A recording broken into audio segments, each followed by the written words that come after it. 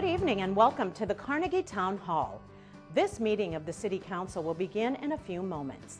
The City Council meets on the first, second, and third Tuesday of each month at 7 p.m. and serves as the city's policymaking and legislative body. Each meeting is governed by Robert's Rule of Order unless those guidelines conflict with city ordinance or charter. City Council meetings offer an opportunity for citizens to speak directly to their elected representatives. Those in attendance are invited to address the Council during the public input segment at the beginning of the agenda. At that time, any issue that is not subject to formal action later in the agenda can be addressed. Testimony that concerns a resolution or an ordinance's second reading is only allowed when those specific agenda items are being addressed by the Council. When addressing the Council, citizens should speak directly into the microphones at the podium and state their names for the record after being recognized by the chair. To accommodate and respect all viewpoints, citizen comments are limited by ordinance to no more than 5 minutes each. Comments should be respectful and focused on providing new information that will benefit the Council's deliberative process. By city ordinance, all remarks must be addressed to the City Council as a body and not to any City Council member, including the mayor. The chair reserves the right to limit the number of speakers. City Council meetings are broadcast live on CityLink and online at siouxfalls.org. Information regarding the City Council, its committees, meetings, briefings, and members is available by visiting siouxfalls.org/council or by calling the Council office at 605-367-8085. Thank you for your interest in Sioux Falls City Government.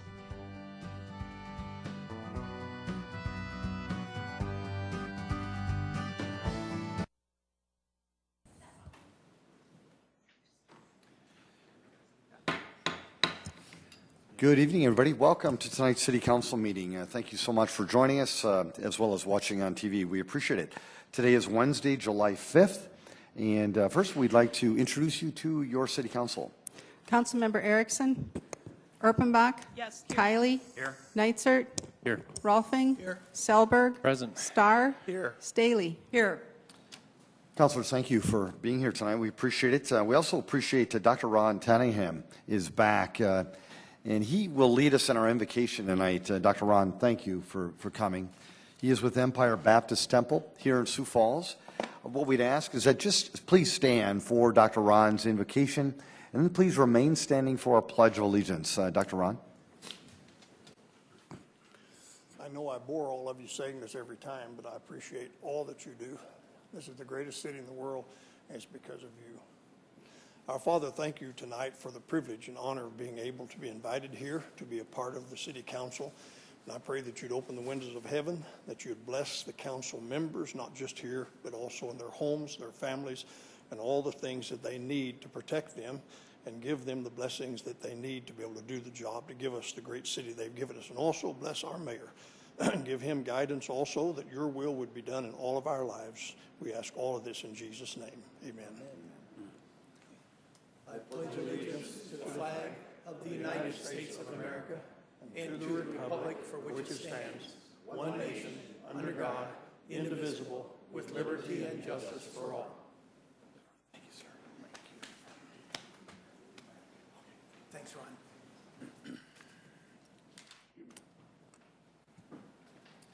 Councilors, thank you. Now to begin our meeting in terms of our agenda items, let's start with our consent agenda. Any changes or motions to that, please? Move to approve.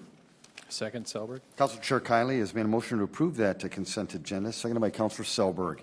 A roll call vote, please. Councilmembers Erpenbach, Yes. Kiley, Yes. Neitzert, Yes. Rolfing, Yes. Selberg, Yes. Starr, Yes. Staley. Yes. That has passed 7-0. Now our regular agenda, Council. Any changes with that? Move to approve Erpenbach. Second, Star. Councilor Erpenbach's made a motion to get our regular agenda approved tonight, seconded by Councilor Starr. A roll call vote, please. Councilmembers Erpenbach, Yes. Kiley, Yes. Neitzert, Yes. Rolfing, Yes. Selberg, Yes. Starr, Yes. Staley. Yes. That is passed 7-0. Thank you. Again, folks, welcome to tonight's meeting. It's a Wednesday, so it's a special meeting. Certainly happy that everybody's here, as well as the folks in the audience. This is a great opportunity for you to engage the council on really any topic that's of importance to you. There are some second readings tonight. If you're here for that, we'd ask you to wait until that time. Otherwise, just come forward. Introduce yourself to the people of our city, please. The council would ask that you keep your comments to 5 minutes or less. Address the council as a whole, please. And just if you can be professional and respectful, we'd ask that too. But again, welcome. Would anybody want to engage the council tonight? Well, thank you. We appreciate it. We'll then move to item number 17. Item 17 is a new 2017-18 retail malt beverage license for Burrito Brothers Incorporated, Pancheros Mexican Grill, 1503 West 41st Street, CUP not required, pending final inspections per Fire, Health, and Building Services. Item 18 is a special one-day malt beverage license for Jam Art and Supplies to be operated at 1001 East 8th Street for an art show on July 7th and 8th, 2017. Item 19 is a special one-day liquor license for the Zoological Society, Sioux Falls, to be operated at the Great Plains Zoo and Delbridge Museum of Natural History, 805 South Kiwanis Avenue, for the Jungle Jubilee on August 3rd, 2017.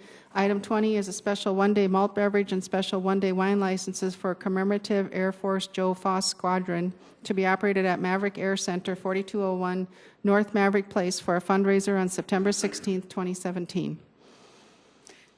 Licensing, this is Jamie Palmer. Item 17 is a request for a new malt beverage license. This is a second location for this particular business. Item 18, I am going to need to request an amendment to this license to reflect a change of address to 401 North Phillips Avenue due to the fact that fire code wouldn't allow their event to occur at the building that they originally wanted to on 8th Street. And items 19 and 20 are special one-day requests that meet all the state law requirements. Jamie, thank you. Council? Move approval. Thank you, of Councilor items Rolfing. 17 through 20. Okay. Second.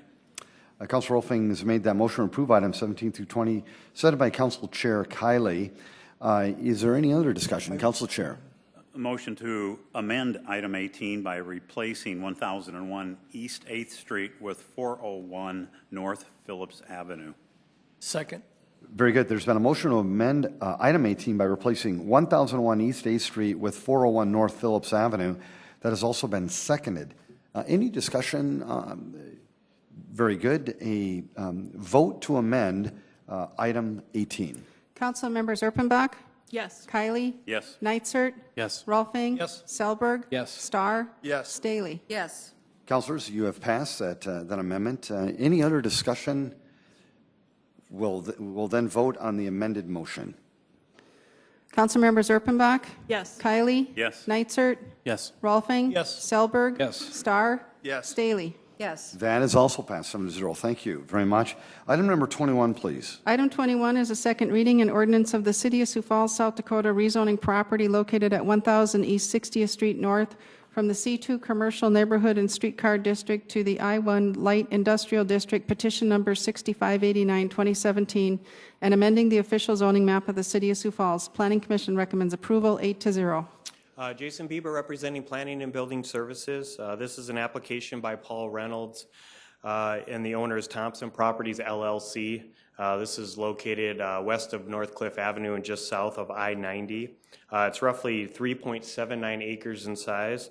And the purpose of this is the applicant is looking at constructing a building for equipment sale and repair. Jason, thank you. Folks, did anybody want to engage the council on this particular item tonight? Very good, councilors. Move approval, Rolfing. Second, Erpenbach. Council Chair has made a motion to approve item 21, seconded by Councilor Erpenbach. If there is no discussion, a roll call vote, please. Council members Erpenbach, Yes. Kiley, Yes. Neitzert, Rolfing, Yes. Selberg, Yes. Starr, Yes. Staley. Yes. That has passed 7-0. Item 22, please. Item 22 is a second reading, an ordinance of the City of Sioux Falls, South Dakota, rezoning property located at 400 Northwest Avenue from the REC Recreation and RA2 Apartment Residential Moderate Density Districts to the C2 Commercial Neighborhood and Streetcar District, petition number 6591, 2017, and amending the official zoning map of the City of Sioux Falls. Planning Commission recommends approval 8-0. The applicant here is Paul Reynolds also. The owner is Grevlo Incorporated, located at the northeast corner of 6th and Northwest Avenue. It's roughly 0.15 acres in size of the parcel that they're looking at rezoning.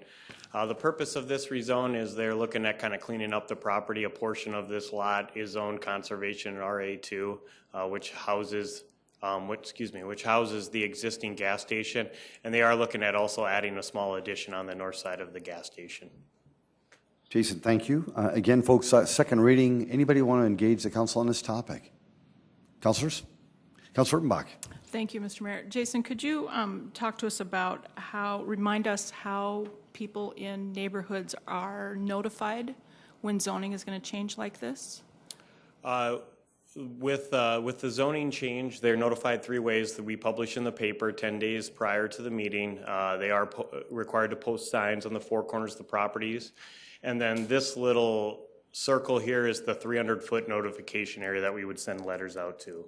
So then inside that 300-foot area circle, there are 2, there's an apartment building that essentially backs up to this abandoned gas station. Mm-hmm. That is actually owned by a corporation that's outside the city limits. We would send them out. Would they have gotten it in the mail? They should have gotten 2 letters because this one also got a conditional use back in February. Okay. So they, whoever the county has as the owner of record, they do receive a letter for it. And then what about each of the individual renters in those apartments? Would they have received it? They would not. That would be the responsibility of the property owner to notify them. But they would have the signs that are posted out there, and it would say on-sale alcohol as the rezoning or the conditional use as it went in February. Okay. Mr. Mayor, if I might, I have just a couple other questions. Jason, you and Jim David and I kind of had roundabout conversations this last couple of weeks, and one of the things that we talked about was the nearness to a city park for this, and this isn't essentially is not about the zoning. And for my colleagues' reference, I'll vote to approve the zoning, but I'm concerned about what the plans are for this property. It is right next to, it's not exactly adjacent, which was my belief originally, but it is right next to a city park, and it's across the street from a city park. It's also within an area that has numerous similar businesses in terms of the alcohol and the casino. And so I just wanted to lift that up to the group now and just be aware that we do have some maps. We've done some research on this. I don't believe it's the proper use for that corner at this point. It was, prior to this time, it was a gas station and a C-store, so you could go in and buy a 6-pack of beer, but you had to haul it somewhere else to drink it.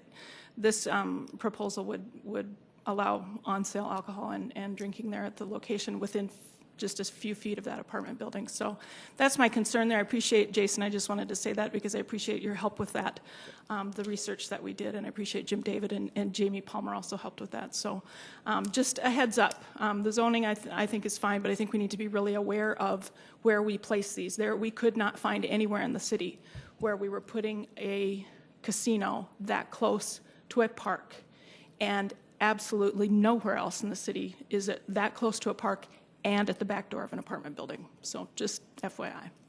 Thank you.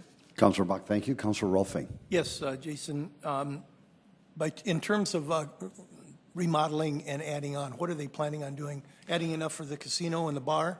Yeah, a very small portion on the north side of that. I think it's 10 by 20 or so. It's very small. There's not a lot of room that they can do on that north side. So it's a very small addition. And then I believe that would house the casino or on-sale alcohol beverage establishment that they're looking at doing. Some upgrading of the existing building also? That I'm not sure if they're doing that. I would assume they would get it to look like normal shopping carts. I'm sure they would do some sort of exterior work, but. Okay. Jason, are the folks here that are going to do the project? I'm not sure, but we can ask if they are. So. Folks, if you wouldn't mind, Councilor Rolfing asked some specific questions. I think it would be great if you would be willing to answer those for us. We'd appreciate it. Welcome. Good evening. My name is Dave Grevelis, representing Grevco Inc. Yeah, that addition is not for the casino. The casino is going to be away from the park in that old garage area. I used to run this station 14 years ago when it was a pretty good station, and then it got run down. And I'd like to clean it up. It's, the city's changed a lot in that area since I ran it, with the convention center and all that going on, and it's kind of an eyesore right now, and I get sick of driving by there and seeing it like that. So I have plans to really make it nice, but the addition is towards the lake is just going to be part of the store. I'm just going to make it bigger. Since I'm going to do a bunch of work on it and remodel it, Paul's going to be there with all his crew. That's the time to make it bigger. But the casino is not getting bigger. It's just going to be a small little part on the other side. And I understand your concerns. I'm pretty hands-on. I don't let problems happen like that. So there won't be any drunks hanging around the outside of that place, I'll guarantee you. Good. Thank you. David, first of all, thanks for being here. Appreciate that. Councilor Rolfing, any other questions exactly what I of wanted to Councilor know. Buck? Councilor Nysard. I don't know if this is a question for the applicant or Jason, but the strip on the east, could you explain the rezone for that? And if the existing fence that's behind there on the east, is that moving? Is anything changing going eastward? No. I will say that the apartment manager that was there when I ran the store was thrilled that we're coming back. And he knows that I run a pretty tight ship, so that fence isn't getting moved. Nothing's going to happen back there except the weeds are going to get cleaned up. And Jason, so we're not adding on to that. Is it just a historical thing? Is there just a strip of land that's just rezoned incorrectly that they own? Yeah, I don't know for sure what happened there, but usually what's happened in the past is the owner of this property would buy a little portion from the east or from the north, and they would just go down and file something with the county instead of actually coming in and rezoning it. And that's usually how we get these little remnant pieces that Sure, there's just a replat without a rezone matching it type thing. Yeah, Just kind of. Okay. Yep. Fair enough. Well, councilors, does anybody want to make a motion on this item? I would move to approve. Councilor Rolfing, thank you. Council Chair Kiley has seconded that. Thank you. A roll call vote, please. Councilmembers Erpenbach? Yes. Kiley? Yes. Nitzert? Yes. Rolfing? Yes. Selberg? Yes. Starr? Yes. Staley? Yes. And it's passed 7-0. Thank you. Mr. Greville, thanks for the investment as well. Thank you. Item 23. Item 23 is a second reading, an ordinance of the City of Sioux Falls, South Dakota, rezoning property located at 2308 South Duluth Avenue from the S2 Institutional Campus PUD District to the RA1 Apartment Residential Low Density District, petition number 6604-2017, and amending the official zoning map of the City of Sioux Falls. Planning Commission recommends approval 8-0. The applicant and owner here is Augustana University. This is located on Duluth Avenue, just west of Minnesota Avenue. It's roughly 0.67 acres in size. The purpose of this rezoning is this property is currently owned by Augustana University, and they utilize these two buildings and the 21 units for student housing. They are now looking at selling this property, no longer have it part of their campus. Therefore, they're rezoning it to the RA1 district, which is the suitable district for currently what's on the property.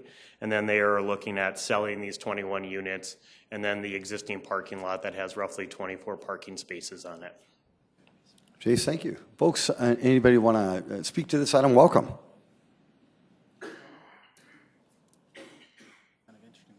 Hi, my name is Jean Madlener. I live at 2323 South Duluth, which is across the street from this property here. And our concern is who the buyer is. We've asked Augie who the buyer is, and they didn't give us any information.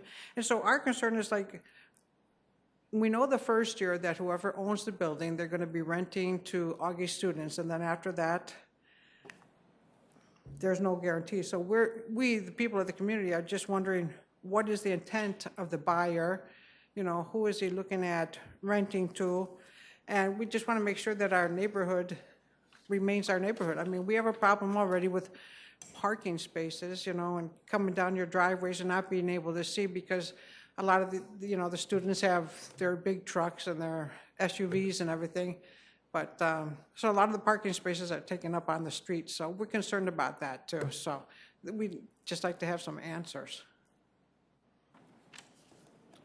And Jason, to be fair, Augie is the one who's selling. They don't have to tell us who they're selling to.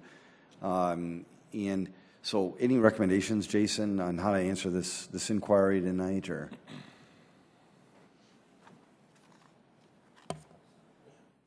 thank you. Appreciate it. Thank you. Thanks, Mayor. Tom Meyer with Augustana University. We are currently marketing the building. We have an interested party, but it's really not close enough to disclose anything like that. There's really too many contingencies, and really this is more of a technical rezone. This moves it from institutional to, I think, a multifamily dwelling, low density, which is what it's being used for today with student housing. And as Gene said, for the next year, we'll have Augie students in there. And then after that, it's really going to be up to the landlord. But I think they're going to want to maintain the property, use it as it's being used today, and maintain it as a quality apartments for young adults. Tom, thank you. Yeah, Councilor Steele. And I just wanted to say, I know I was contacted by some of the neighbors about this, and I do feel comfortable that this isn't going to be like a huge, monstrous apartment complex being put into the space, that it sounds like, yeah, it's just apples for apples. So that part's reassuring. Councilor Bob? Question for Jason. Talk about the parking issue. Don't we have requirements for, I mean, they have to provide enough spaces for the people that live there. Can you talk about that? Yep, the building was constructed, I believe, in the late 70s, early 80s, so it met all the parking requirements. So as of right now, it's as is.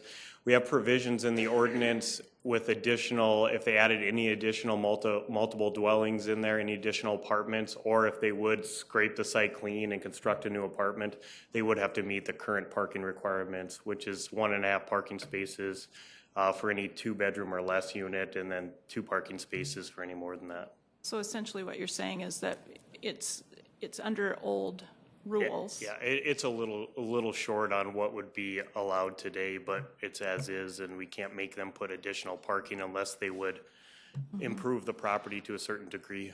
I know that if I do significant remodeling to my home, I have to bring it up to current codes. If I only do a little bit, I don't have to meet necessarily current codes. If they do significant remodeling to this apartment building, will they have to bring the parking up to code, or does it have to be complete tear down before they have to meet that requirement? Nope, we have something in the code. It doesn't necessarily correspond to a dollar amount. It corresponds to an increase in the number of units.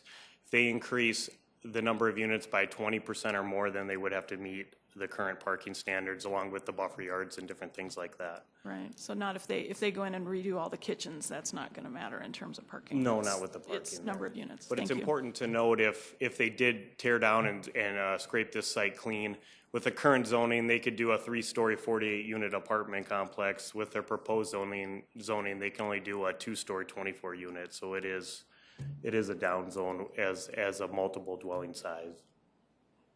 Okay, thank you.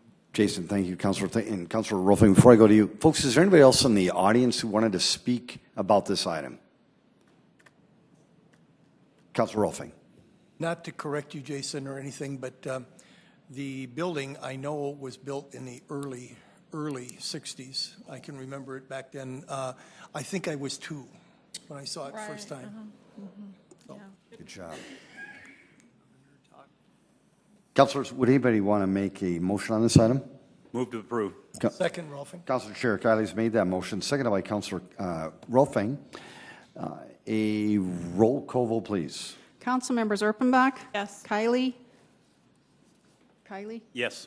Nitzert? Yes. Rolfing? Yes. Selberg? Yes. Starr? Yes. Staley? Yes. That has passed 7-0. Thank you, Council. Item 24. Item 24 is a second reading and ordinance of the City of Sioux Falls, South Dakota, rezoning property located at 3008 East 26th Street from the RA1 Apartment Residential Low Density District to the RA2 Apartment Residential Moderate Density District.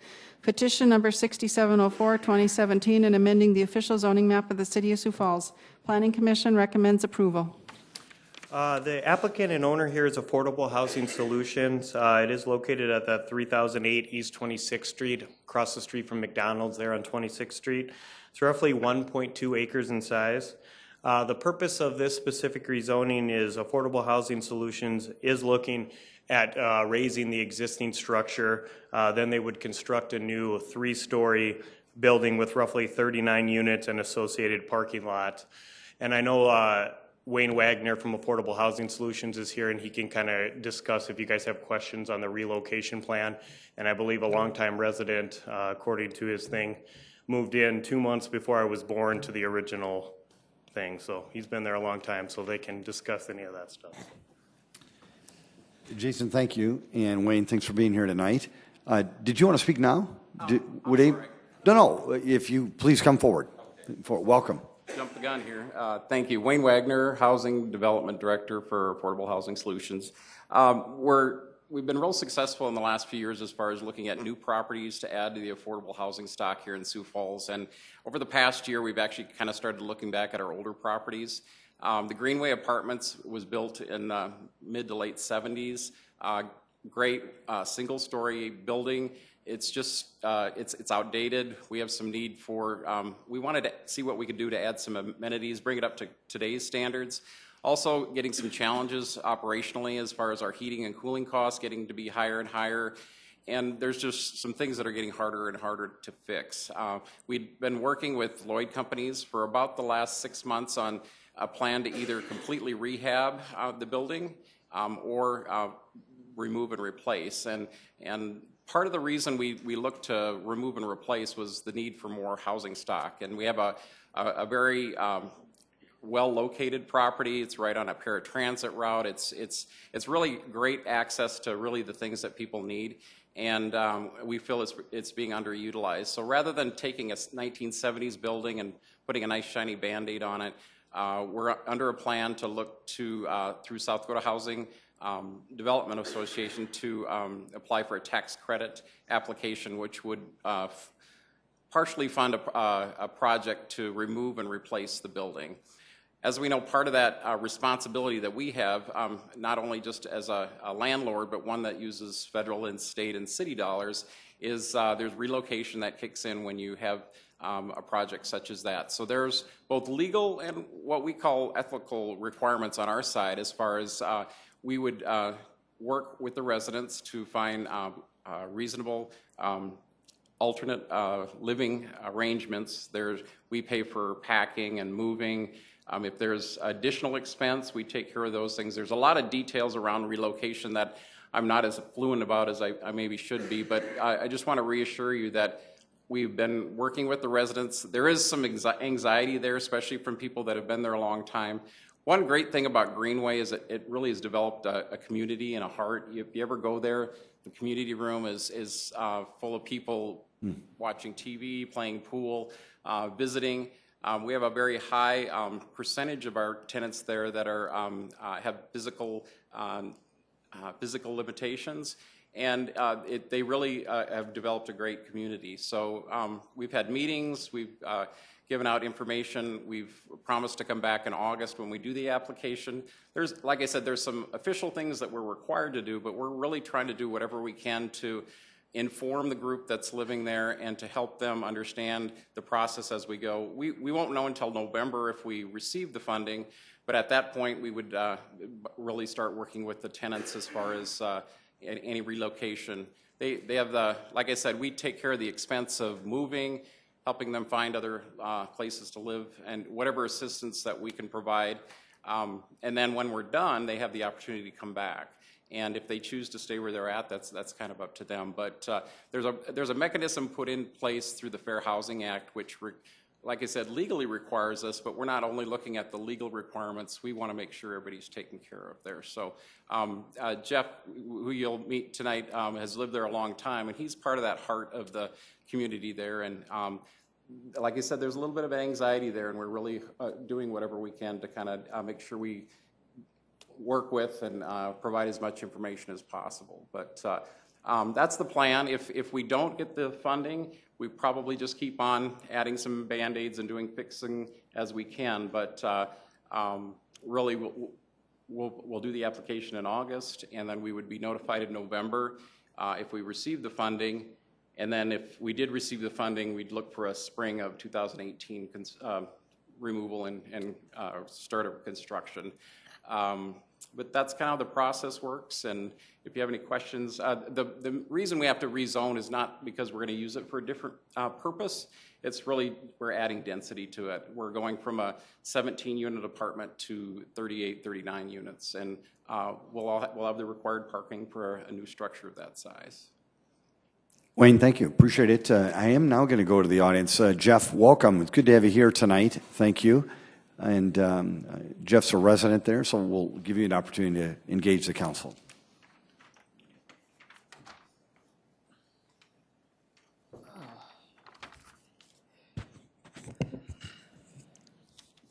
Good evening, Mr. Mayor, members of the City Council, friends and neighbors and countrymen.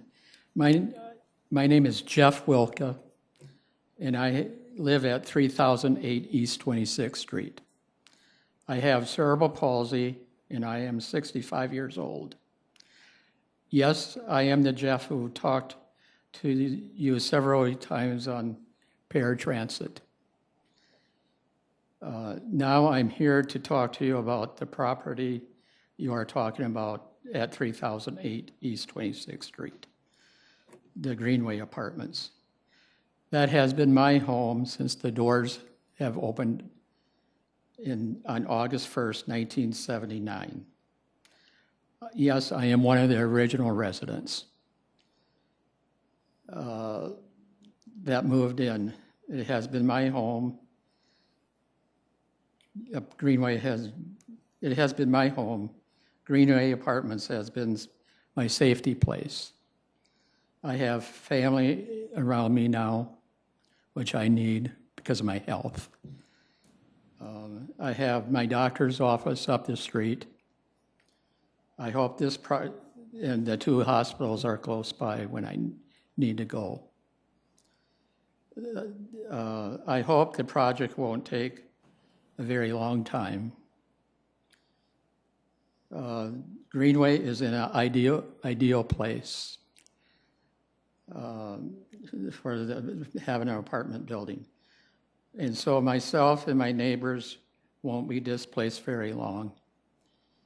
I have a pet because I do have an anxiety disorder. Whatever if it falls under, it's me. And I have a cat, and it could harm her by moving. Of course, a lot of you know I'm in the AA program, and my home group is up in that area. And so is my church and my workplace. That's all I have. Thank you. Jeff, thank you. Great discussion. Appreciate it. Folks, did anybody else want to engage the council on this topic? Very good.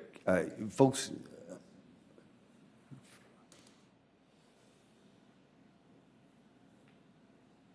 okay, sorry. Councilor Erpenbach. Just a question about timing. Mr. Wilka's right. He's talking about a shortened period of time. Can you talk about how long those folks will be displaced, and those that choose to come back, how long will they be out somewhere else? We like to estimate about a year time frame. It most likely will be shorter than that. Generally, the credits are awarded at the monthly meeting in April, and that's at a certain point after that you can sell the credits and fund the project, and things kind of get rolling. We have a few things that are working into our advantage as far as the site, as far as we're not digging up, and there's a lot of stuff you don't have to do when you're not working with a fresh site, but we do have to remove the old building. So like I said, it's a year time frame is kind of what we're estimating. Part of our notifications to the tenants would include those type of timelines, where we will have an official. We've done informal, but we'll do official notifications when we do the application in August. And then based on the award, the announcement in November, we'd also have some official notifications. Those will include timelines and complete detail of things that we will do to help support their transition and temporary relocation. Like I said, a vast majority of this is set up through the Fair Housing Act, and it's all federally set up. So there's a lot of rules and requirements, and we want to make sure we do what's right for the tenants. But that year time frame is kind of that ballpark we have right now. We'd have much more defined timelines when we make the official announcement in August, and then for sure when we start things in November based on an award. Well, I guess I have a ton of questions, but really the one that's most important to me is this idea of our limited housing stock for folks, number one, that are in financial need, and number two, that are in physical need, as Mr. Wilka and his neighbors are. So how do you go about, or how can you guarantee that we're going to find a place for each of these individuals, given the housing market? Yeah, one of our strongest advantages of working with Lloyd companies on this project is their wide range of properties that they represent. So they have not only all the properties in town that they can network through, but the ones that they have control over. So they're going to give us a great, I don't even know how many thousands of properties they have under their umbrella right now, but us being on our own, I think it would be quite a bit of a challenge, but having a strong partner like Lloyd Companies has really given us the capacity to really take care of things. Now, it's really up to the resident where they want to move, and our job is to give them the information as far as what expenses we'll take care of, what assistance we can provide, and then what locations would be available. But it's really up to them. Several of the clients are clients through Dakota Abilities. They'd have additional assistance because they have housing support staff that there are people that aren't really set up to make a lot of those decisions on their own, and they have assistants that's built in there. So they have service people that are tied in with them to help them make those decisions. So like I said, our job is to really provide as much information as we can, but we're not going to force them to move somewhere if they don't like a certain part of town or they want to be on a paratransit route. Those are things that we need to look out for, and we're actually working to make sure that we have those resources available. Thank you. Councilor Neisert. Yeah, first of all, Wayne, thanks for doing what you're doing, and it sounds like you've largely answered the questions I had, but I just wanted to drive home. The thing that occurred to me was I wanted to be really sure that for all of the residents that are on paratransit, that they are placed on somewhere in a paratransit route, and I assume you're going to make sure that happens. We can give those the options, but if somebody chooses to pick an apartment that isn't on a route, we can't force them to be in a certain course, location. but if they have that need and they say, I need to be on paratransit, that you'll help them find.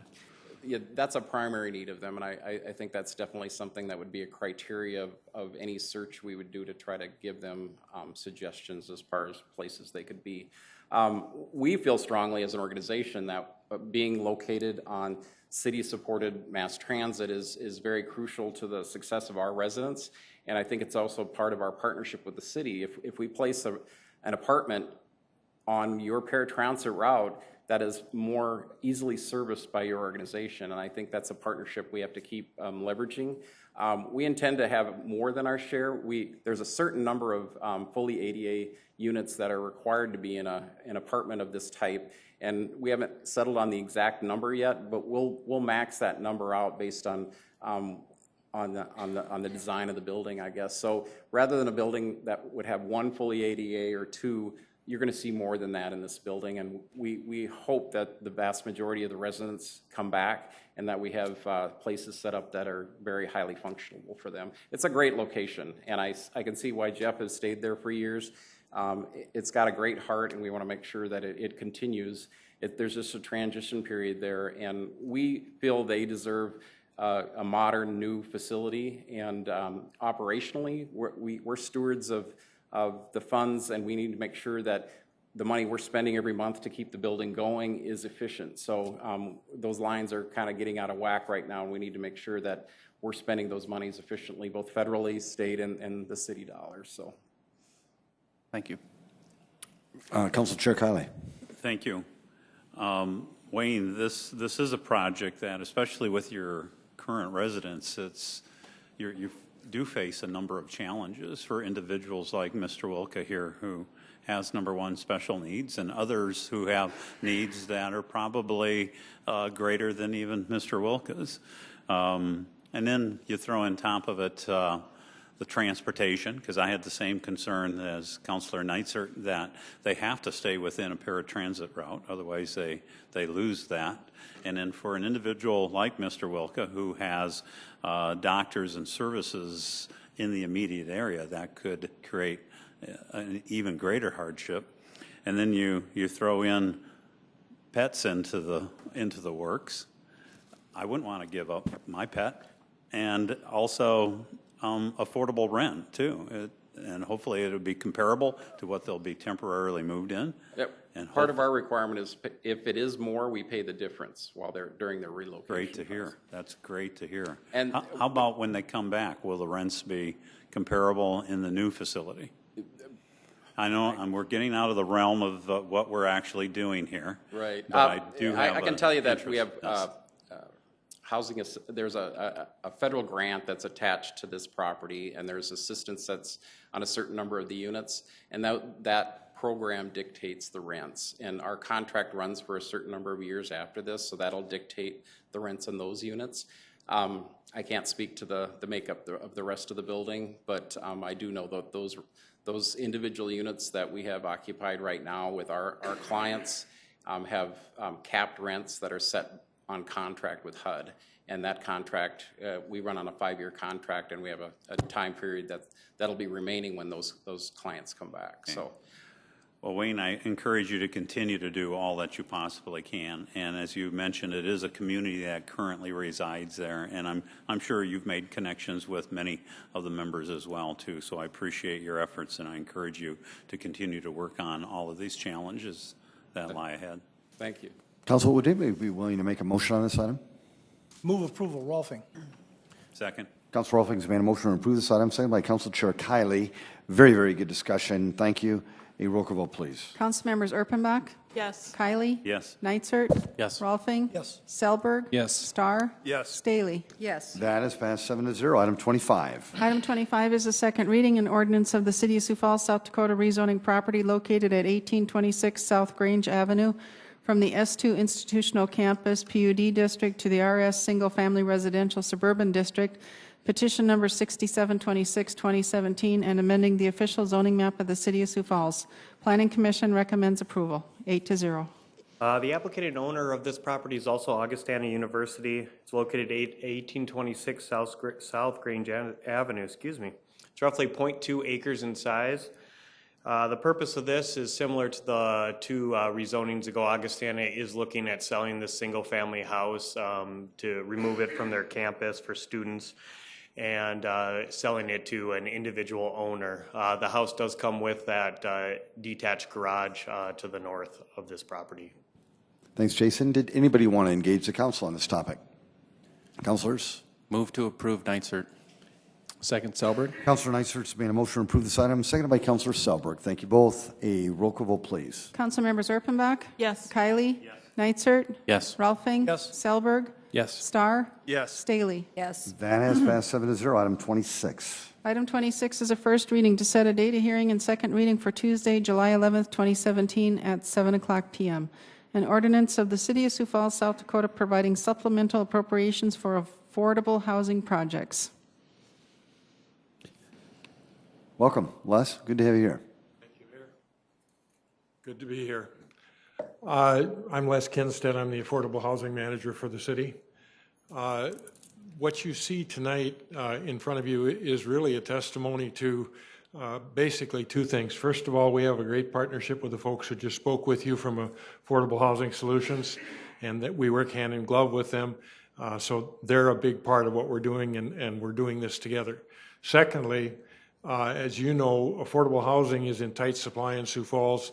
Houses in the particular price range that we're talking about here are houses that move very, very quickly. The demand is very high. What's happening as a result of that is that we normally would take 9 to 10 months, 12 months to cycle a round of houses that we would build. We're now able, because things are moving more quickly, we're able to produce more houses in a shorter period of time and get those out to people.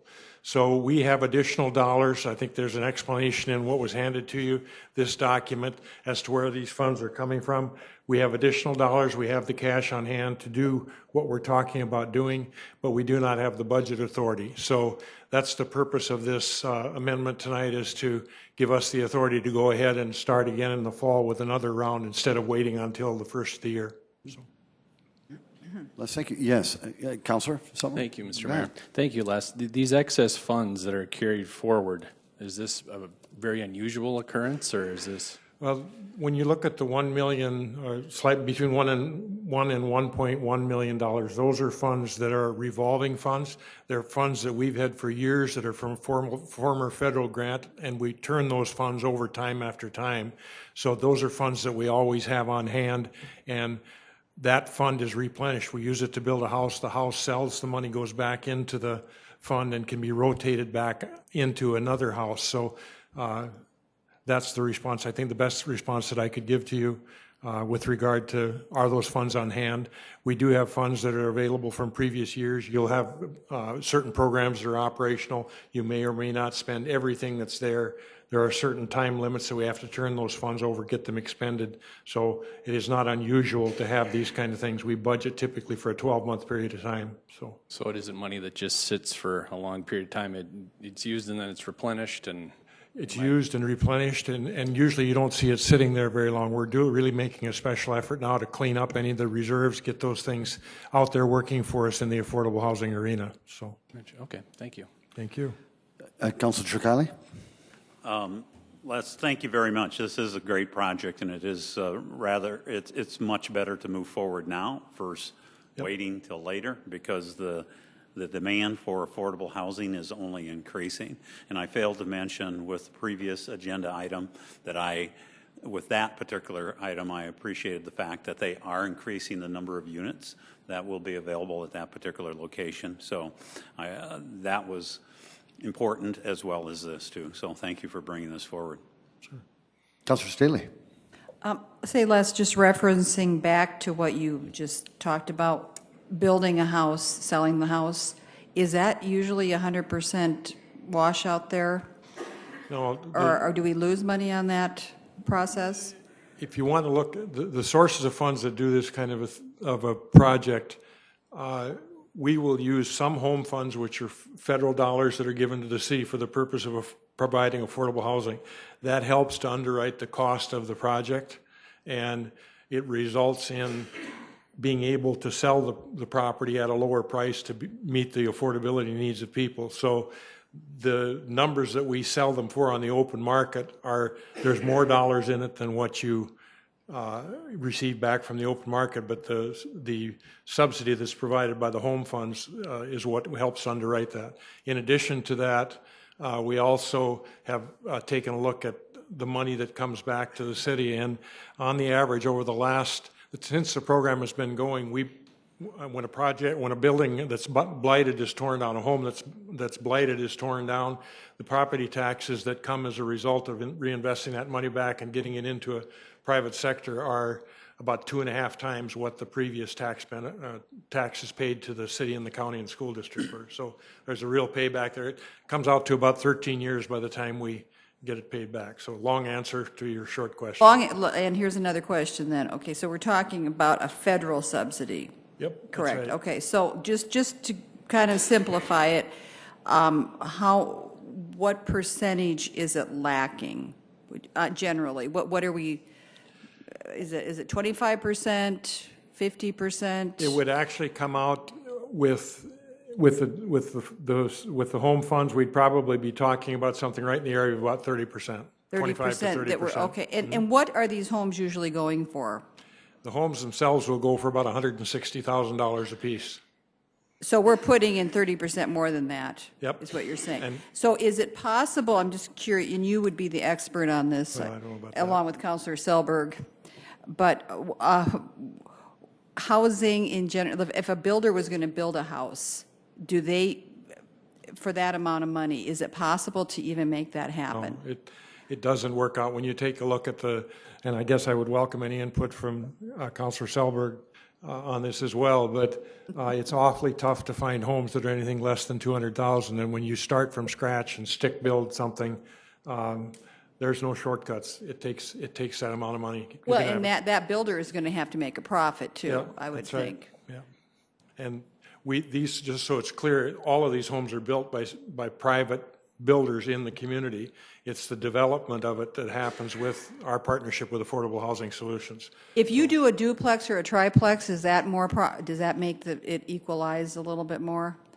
If you're really going to start talking about affordable housing, it's a lot easier to do it with larger complexes like what they just talked to you about. If you're doing 34, 48 units, it's easier to make the economics of it work. It also requires more capital, but it's easier to make it work. When you get into the single family, that's a completely different thing compared to the multifamily. Obviously, for a lot of reasons, economic is the biggest. Okay, one more question. How does this tie into Habitat for Humanity?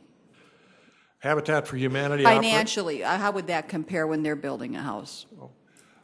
I wouldn't be prepared at this point to say exactly what Habitat's costs are. They operate on a lot different structure. They'll do it with a lot of volunteer labor.